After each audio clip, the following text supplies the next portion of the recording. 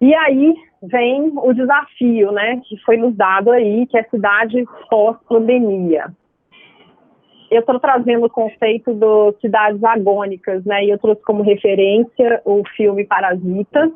Não sei se todo mundo assistiu, mas quem não assistiu, eu recomendo, porque é um filme que traz aí todas essas questões relacionadas ao que o capitalismo faz com a questão da desigualdade, né? Então, ele é muito interessante para a gente pensar que cidades são essas que nós estamos querendo para o nosso futuro. Tem toda essa questão que está relacionada à crise climática, o capitalismo, né, 24/7, e a sociedade do cansaço. Para mim, eu consigo enxergar tudo isso aqui no filme Parasita, né?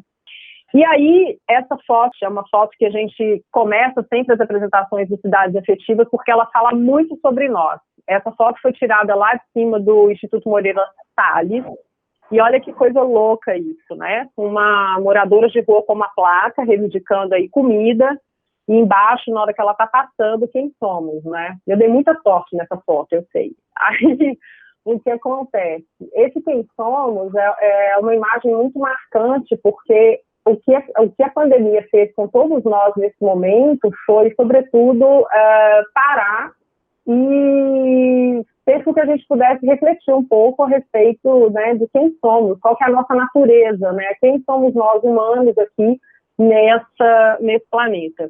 E aí, eu e a Sônia, a gente assistiu, uns 15 dias atrás, uma pesquisa da Canta a respeito do comportamento de consumo. Olha como a gente é estranho, né? O que os brasileiros fizeram? Isso nas 2 primeiras semanas, quando veio a evidência de que nós íamos parar como os outros países em relação à quarentena. A gente vai lá e compra vitamina C, né? Mais de 330 mil lares compraram vitamina C. Tem um outro dado, né, dessa pesquisa que fala que o consumo de vitamina C, no geral, aumentou mais de 600%, né? Então, ou seja, estou com medo, vou me proteger, vou me imunizar. Então, só esse dado, ele abre aqui uma perspectiva de muitas reflexões, né? A outra questão, obviamente, isso aqui impacta diretamente na minha pesquisa, que 71% das pessoas deixaram de ir aos shoppings e aos parques, né? É muito louco isso, porque a gente está falando aqui de hábito, a gente está falando de consumo, e parque, teoricamente, não é consumo, concorda? O parque é um lugar para você conviver, é um lugar de entretenimento, um lugar de lazer, mas, enfim, são perspectivas para a gente pensar. Outra coisa que me chamou a atenção aqui nessa tela ainda é a questão dos alimentos nutritivos e saudáveis, que aumentou 27% nesse período. Isso é muito interessante, porque também isso tem a ver com as diretrizes da OMS, que fala, né? Até ontem foi falado que não é para a gente consumir bebida alcoólica, porque isso abaixa a imunidade. Então, a gente já vinha nessa curva de mudança e de aprendizado de hábitos que estão relacionados ao cuidado. E aí vem uma outra coisa mega curiosa, que os canais de televisão devem estar felizes, né? Que o consumo de TV, e aqui a gente está falando de vídeos, né? Aumentou 79%. Então, a TV volta a ocupar o centro dos lares nas cidades, né? E olha como a gente é careta, né? Todo mundo nas redes sociais, e a gente volta a confiar, né, naquilo que é o meio tradicional de mídia, o meio tradicional de consumo, que está relacionado aí à TV, à rádio, aos jornais, ou seja, uma informação mais apurada. Agora, outra coisa interessante é essa questão de que toda crise traz aprendizados. Então, na China, a questão é, as pessoas estão procurando produtos que matam bactérias, né, que promovam a desinfecção. Isso também gera já um outro tipo de insight que a gente pode pensar, como é que a gente vai reorganizar as cidades com relação a esses processos de desinfecção, cuidado com a higiene, etc. Aqui só para mostrar um pouco de como é que o mercado publicitário, né, grana, como é que esses investimentos eles estão hoje sendo direcionados para campanhas publicitárias, e a gente tem aqui 135 marcas que veicularam campanhas especificamente dedicadas ao tema da Covid, né? Então, também essa semana não deu tempo de colocar tudo aqui, mas os anúncios dos bancos com os investimentos que eles estão fazendo em questões para ajudar, né, na questão da pandemia. A gente tem um movimento também dos empresários, que é o Não Demita, não sei se vocês já viram esse movimento, que é o @nãodemita, liderado pela Trajano, né, do Magazine Luiza, o Luciano Huck, alguns outros, tem o pessoal do Itaú também, né? Os empresários estão liderando esses processos aí, tá o Grupo Pão de Açúcar, enfim, Carrefour, dentro dessa perspectiva de tentar salvaguardar o que resta, né, dos empregos, para não ser a terra devastada. Outra coisa curiosa é como a questão do investimento público e privado, né? Então, nós temos aí 78% das inserções sobre Covid realizadas pelo setor privado e 19% do setor público. E aqui tem um outro dado interessante a respeito dessas divulgações das prefeituras, do governo federal e dos governos estaduais. Isso é um outro aprendizado super rápido, sabe? Que eu gosto sempre de falar. A gente achava que a gente era digital, né?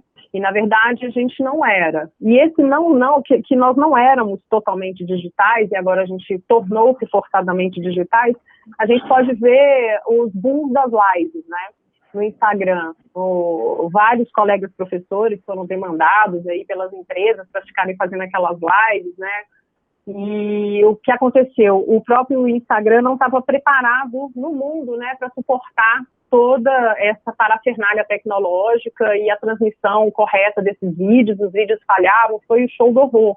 Depois a gente tem toda essa questão da tecnologia também com o Zoom, né, os hackers aí brincando, invadindo as nossas telas, né? Então aqui abre uma outra questão, uma outra perspectiva em relação ao quem somos, que está relacionado à nossa privacidade, né?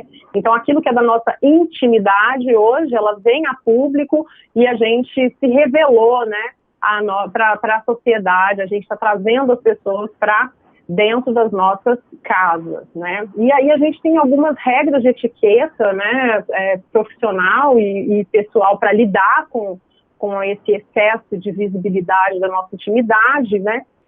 Então, essa coisa da rápida reação digital, aqui falando do crescimento das lojas de departamento, né, mais de 60%, serviços de transporte privado, esses dados, eles são de 23 a 29 de fevereiro, a gente ainda estava circulando, né? Então, as pessoas já estavam, aquelas que podem, obviamente, estou falando aqui de pessoas que têm acesso ao consumo, tá? Não estou falando dos excluídos. A gente já estava optando pelo serviço privado de detrimento ao transporte público. Outro indicativo que a gente vai ter que pensar como que vai ser esse futuro da mobilidade urbana da cidade, né? Aí, essa questão, né, do que as marcas devem comunicar para atender as expectativas desses nossos medos, né? Então, 87% dos entrevistados concordam que elas têm que comunicar principalmente o que elas estão fazendo para enfrentar a situação e como elas podem ser úteis nesse dia a dia. 80% concorda que as empresas devem evitar explorar situações do coronavírus para promover as suas marcas, e 78% acreditam que elas devem esforçar os valores de marca, oferecendo uma perspectiva positiva e utilizando um tom tranquilizador, né? Então, o que nós aprendemos com a Covid até aqui? Do ponto de vista tecnológico, sistemas eficientes de controle de saúde, como ocorreu na Coreia do Sul, podem frear a pandemia. Do ponto de vista afetivo, a gente tem afetivo e tecnológico ao mesmo tempo, porque a gente tem, a partir da tecnologia, essa saída que é uma saída coletiva. Então, eu trouxe aqui o exemplo da iniciativa que o Cidades Afetivas está envolvido, que é o Segura a Onda, né? Que é um movimento aqui no Brasil, mas que ele originalmente aconteceu e está acontecendo na Espanha. Do ponto de vista ambiental, essa parada obrigatória do antropoceno, que está recuperando essas questões que estão relacionadas aí aos impactos da crise climática, como a gente viu na China, né, tem aquele gráfico, não sei se vocês devem ter recebido isso no WhatsApp, que mostra o momento de quando a China estava parada, como estavam as emissões, e depois a China retomando a sua atividade econômica. E do ponto de vista da governança, que também é uma coisa que me interessa bastante, que são as emergências nas revisões e proposições de políticas públicas para promoção da saúde e do meio ambiente. Isso vai exigir de todos nós um novo olhar, né, as novas perspectivas que caminhem nessa direção do bem viver, do convivialismo e da vida em comum. Isso. Qual o papel da sociedade civil, coletivos e plataformas cidadãs na reivindicação de políticas públicas para áreas verdes em São Paulo, em tempos de epidemia e da Covid-19? Essa é a pergunta de $1 milhão, né? Mas eu aposto na via solidária. Eu mapeei ontem a questão da comunidade Paraisópolis, que se organizou para tentar saber com qual rapidez, né, as pessoas que têm a doença. Então, o que eles fizeram em Paraisópolis? Vocês já estão sabendo desse caso, não? De isolar? Não, eles se organizaram em 450 líderes que são responsáveis por a cada 50 moradores. E por proximidade, né, eles vão se organizando e vão olhando para toda essa questão da saúde, vão medindo temperatura, eles vão monitorando ali. Eles também têm o apoio de 3 ambulâncias, né, e profissionais da saúde para fazer esse atendimento em Paraisópolis. Então, eles não esperaram que ninguém fosse lá e fizesse uma ação. Então, o que eu falo é sempre como a sociedade, como os cidadãos vão se reorganizando nessa direção. E eles vão fazer também o seguinte, Vivian, eles pegaram 2 escolas municipais da região e prepararam leitos para os casos de menor complexidade que eles identificarem na comunidade, para fazer o isolamento. É sensacional mesmo. A gente fez isso aqui na Leopoldina, não sei se vocês estão sabendo, mas há 15 dias atrás. A gente tem aqui na Vila Leopoldina, o Observatório da Vila Leopoldina, a gente aqui é mapeado como um ecobairro, né, pelo Instituto Ecobairro. E aí, aqui no nosso circuito, a gente estava discutindo o que poderia ser feito. Eles conversaram com o pessoal lá do Telezão, e como a gente tem a vulnerabilidade dos moradores de rua, eles falam que aqui a gente tem a Cracolândia, né, da vila, eles foram atrás desse centro, né, quem poderia nos ajudar com relação a isso. Então, o Telezão disponibilizou também 50 leitos, organizou, para receber os moradores, para eles tomarem banho, para eles se alimentarem, para eles terem aonde dormir. Bom, resultado da ópera. 36 pessoas com suspeita de Covid, tá? Eles não sei agora em que situação tá, porque eu não conversei com os meninos essa semana, mas a gente pelo menos aqui tem um lugar para acolher, para ter alimentação, para eles fazerem todo o processo de higienização. Então, são essas redes solidárias que vão se organizando e que vêm dessas iniciativas cidadãs, né? Bom, as áreas verdes serão estratégicas para a permanência da população mundial nas áreas urbanas da cidade? Essa é a minha pergunta para os arquitetos. Eu não sei.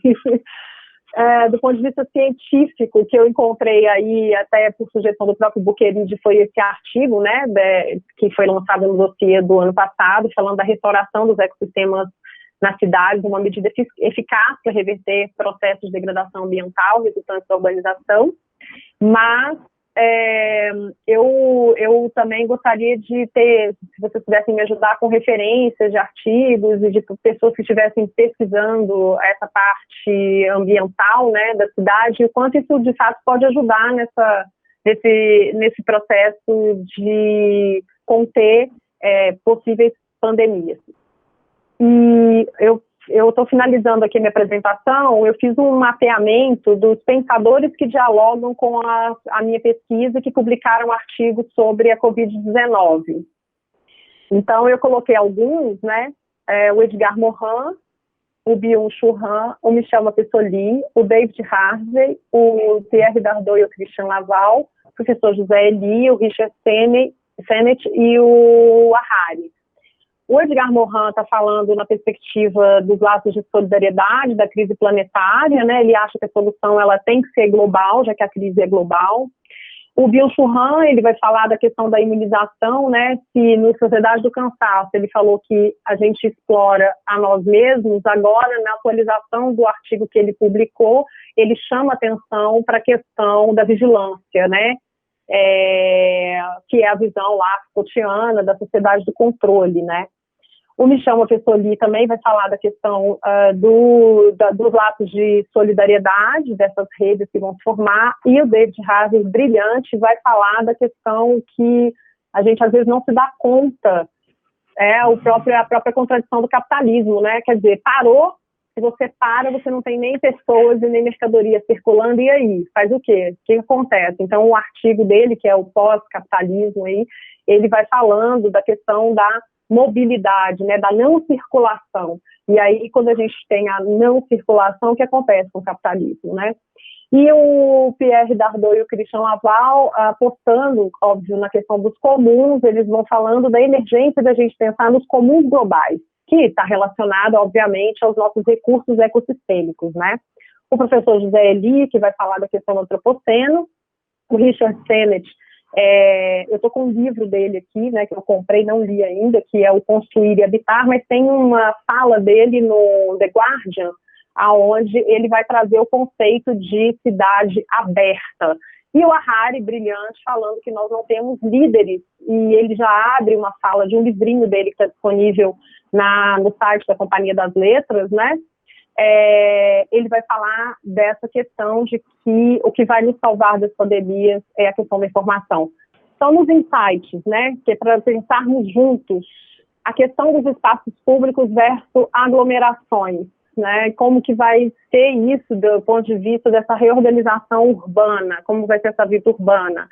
A questão das áreas verdes, eu consigo só enxergar soluções baseadas na natureza, mas quais seriam essas soluções, né?